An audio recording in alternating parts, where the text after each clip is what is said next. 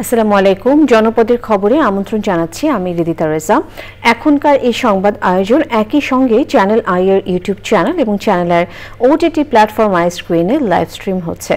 খুলনা প্রকৌশল ও প্রযুক্তি বিশ্ববিদ্যালয়ের শিক্ষার্থীদের দু গ্রুপের সংঘর্ষের ঘটনায় উপাচার্য ও উপ উপাচার্যের অপসারণের দাবিতে টানা চতুর্থ দিনেও আন্দোলন অব্যাহত রয়েছে।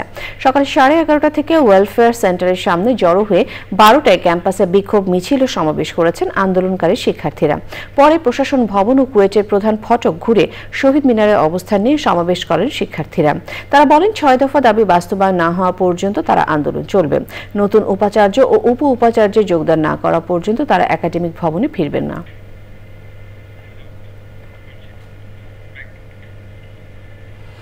জামায়াতে ইসলামী আমির ডাক্তার শফিকুর রহমান বলেছেন, বাংলাদেশে যতগুলো ইসলামী দল আছে 5 আগস্টের পরে তারা দেশের মানুষের উপর কোনো জুলুম নির্যাতন করেনি। লক্ষ্মীপুরে জেলা জামায়াতে ইসলামী আয়োজিত গণজামায়াতে প্রধান অতিথির বক্তৃতায় তিনি বলেন, ইসলামী দলগুলো কারো উপরে জুলুম করে না, দখলবাজি করে না। সমাবেশ থেকে জামায়াত নেতা এটিএম আজহারুল ইসলামের মুক্তির দাবি জানানো হয়। 5 আগস্ট থেকে শুরু করে আজকে 22 ফেব্রুয়ারি পর্যন্ত এই সামান্য পরিক্রমায় কোথাও আপনি দেখবেন না ইসলামী দলের কোন লোক এখন জাতির উপরে জুলুম করছে, চাঁদাবাজি করছে, দখলদারির সাথে জড়িয়ে গেছে। কোথাও দেখবেন না। তার একমাত্র কারণ তারা কোরআনকে সম্মান করেন এবং বুকে ধারণ করেন। তার একমাত্র কারণ তারা আল্লাহ সুবহানাহু ওয়া তাআলাকে ভয় করেন। বকেয়া বেতনের দাবিতে সাভারের হেমায়েতপুর সিংগাই সড়ক অবরোধ করেছে একটি তৈরি পোশাক কারখানার শ্রমিকরা। সকাল থেকে সড়কটি অবরোধ করে রাখার ফলে সড়কের দুই পাশে আটকা পড়ে শত শত যানবাহন। বেতন না পাওয়া পর্যন্ত সড়ক অবরোধে থাকবে বলে জানিয়েছেন শ্রমিকরা। যে কোনো অপ্রীতিকর ঘটনা এড়াতে কারখানাটির সামনে অতিরিক্ত পুলিশ মোতায়েন রয়েছে। নওগাঁর বদলগাছি উপজেলার তরুণ উদ্যোক্তা আহসান হাবিব ঝুট সুতা দিয়ে পাপোশ তৈরির কারখানা গড়ে তুলেছেন। পাশাপাশি তার প্রতিষ্ঠানে 78 জন অসহায় দরিদ্র নারীর কর্মসংস্থানের মাধ্যমে সৃষ্টি করেছেন অনন্য দৃষ্টান্ত। নওগাঁ প্রতিনিধি ইমরুল কায়েসের পাঠানো তথ্য ও চিত্র আল মুকসিদের রিপোর্ট।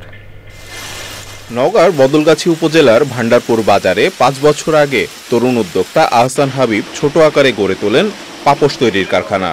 প্রাথমিকভাবে বাবা মা ও স্ত্রীকে নিয়ে এই কারখানা গড়ে তোলেন তিনি। শাওয়েল বাজার থেকে ঝুট নিয়ে বিশেষ রশি তৈরি করা হয়, আর এই রশি একটির সাথে আরেকটি সেলাইয়ের মাধ্যমে জোড়া লাগিয়ে বিভিন্ন আকৃতির পাপোশ তৈরি করা হচ্ছে। তার এই তৈরি করা পাপোশ ঢাকা, চট্টগ্রাম, খুলনা, রাজশাহী সহ দেশের বিভিন্ন জেলায় বিক্রি হয়। শুরু করেছিলাম অনলি 4 জন নিয়ে। আমার তখন বেতনভুক্ত কর্মচারী ছিল 4 জন। পাশাপাশি আমি, আমার মা, আমার বাবা, বড় বোন, আমার ওয়াইফ, সবার অক্লান্ত পরিশ্রমের ফসল হচ্ছে আজকের এই আলাস ট্রেডার্স। এই প্রতিষ্ঠানে বর্তমানে 78 জন নারী কাজ করছেন। কারিগরি পর্যায়ে কিছু পুরুষ শ্রমিকও কাজ করছেন এখানে। প্রতিদিন 250 থেকে 300 টাকা মজুরি পান তারা। সংসারে একটু অসুবিধা হয়, আমি করতে পারি, ওই জন্য এখানে কাজ করি। আমার স্বামী নেই, তারপরে আমি বেশ ভালো কাজ করি। এটা আমার পারিবারিক সংসার জীবন খুব ভালোভাবে চলে এবং এখানে যত কর্মচারী আছে তারা সবাই যেটা মাসে পাই তাদের খুব সুন্দর মতো তাদের জীবন যেমন চলে। এই প্রতিষ্ঠানের সাফল্য দেখে এলাকায় এমন আরো ছোট ছোট প্রতিষ্ঠান গড়ে উঠেছে।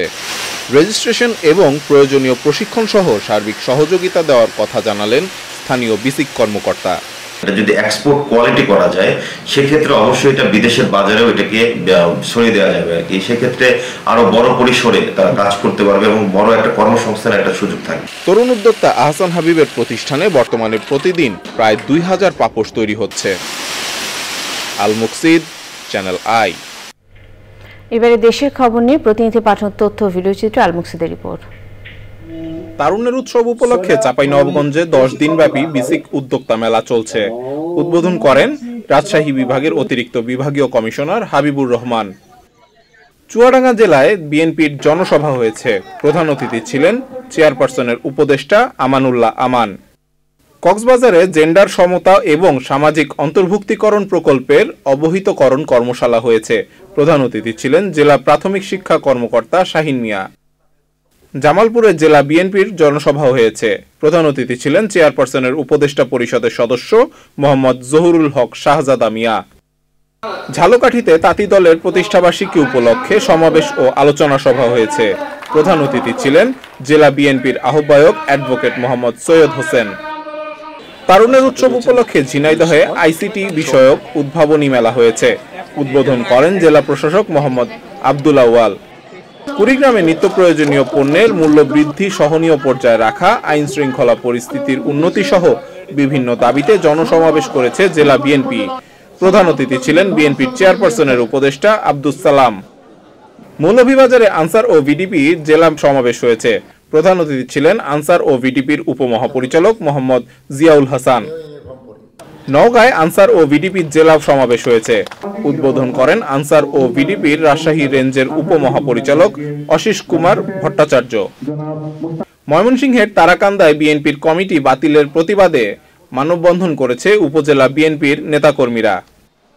নরসিংদীর মনোহরদীর মনতলায় শত বছরের পুরনো রাস্তা বন্ধ করে কয়েকশো পরিবার ও মসজিদের মুসল্লিদের যাতায়াতের বাধা সৃষ্টির প্রতিবাদে সংবাদ সম্মেলন করেছে ভুক্তভোগীরা।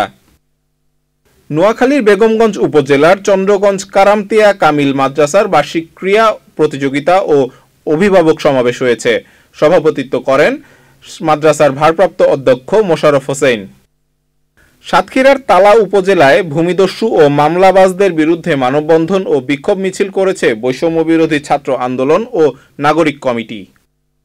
শেরপুরে নারী ও যুব অধিকার অর্জনে সক্ষমতা বাড়াতে স্বেচ্ছাসেবীদের সাথে সেবাদানকারীদের সমন্বয় সভা হয়েছে। আল মুকসিদ, চ্যানেল আই।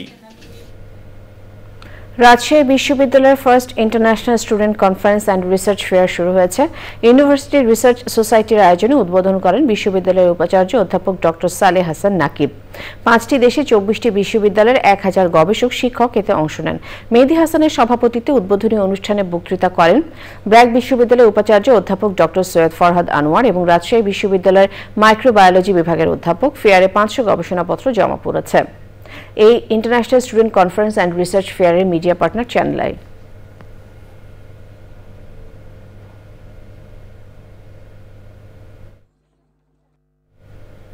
নোয়াখালীতে চালু হয়েছে দেশের অন্যতম শীর্ষস্থানীয় ফ্যাশন ও লাইফস্টাইল ব্যান্ড ও ক্যাফে সহ আড়ং 30তম শাখা। আগামী ঈদ উল ফিতরকে সামনে রেখে আউটলেটটি ক্রেতাদের জন্য উন্মুক্ত করা হয়েছে বলে জানিয়েছে কর্তৃপক্ষ। জেলা শহর মাইজদির নাপিতেরপুল এলাকায় আউটলেটটির উদ্বোধন করেন আড়ং কর্তৃপক্ষ। এই আউটলেটে ক্রেতারা তাগা ম্যান, আড়ং আর্থ এবং গ্রাসরুটস ক্যাফে সহ পোশাক, গৃহসজ্জা, গহনা ও স্কিন কেয়ারের সেবা উপভোগ করতে পারবেন।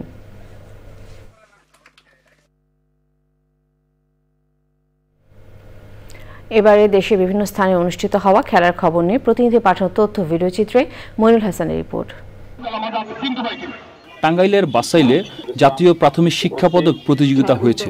প্রধান অতিথি ছিলেন উপজেলা নির্বাহী অফিসার মোসাদ্দেক আকলিমা বেগম। নোয়াখালীর বেগমগঞ্জ উপজেলার লক্ষ্মীনারায়ণপুর উচ্চ বিদ্যালয়ের বার্ষিক ক্রীড়া প্রতিযোগিতা হয়েছে। প্রতিযোগিতা শেষে বিভিন্ন ইভেন্ট বিজয়ী শিক্ষার্থীদের হাতে পুরস্কার বিতরণ করা হয়। গাইবান্ধা সরকারি কলেজে বার্ষিক ক্রীড়া প্রতিযোগিতা ও পুরস্কার বিতরণী অনুষ্ঠান হয়েছে। অধ্যক্ষ প্রফেসর খলিলুর রহমানের সভাপতিত্বে প্রধান অতিথি ছিলেন গণ উন্নয়ন কেন্দ্রের নির্বাহী প্রধান ও উন্নয়ন গবেষক এম আব্দুস সালাম। তারুণ্যের উৎসব উপলক্ষে রাঙামাটিতে মিনি ম্যারাথন হয়েছে। প্রধান অতিথি ছিলেন জেলা প্রশাসক মোহাম্মদ হাবিবুল্লাহ মারুফ। ম্যারাথনে বিভিন্ন বয়সী 300 নারী পুরুষ অংশ নেয়। সংঘাত ও সংখ্যামুক্ত জীবন আমাদের সবার কাম্য প্রতিপাদ্যে কক্সবাজারে আন্তর্জাতিক হাঁটা দিবস পালিত হয়েছে। সৈকতের লাবণী পয়েন্ট থেকে লেটস ওয়ার্ক নামের একটি সামাজিক সংগঠনের উদ্যোগে র্যালি বের করা হয়। Moinul Hasan, Channel i, Dhaka. জনপদের খবর আজকের মতো এ পর্যন্তই। ধন্যবাদ।